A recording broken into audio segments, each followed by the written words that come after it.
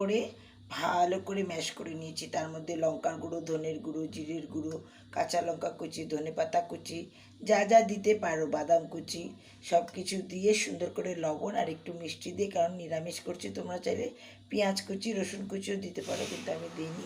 এবারে এটাকে পুরাকারে এভাবে ভরে নেব এখান দিয়ে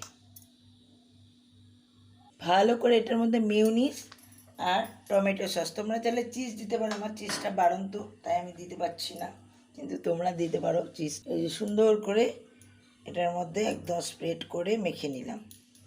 এইবারে আলু সিদ্ধের পুরটা ভালো করে এটার মধ্যে দিয়ে একটা একটা করে ভেজে নেব।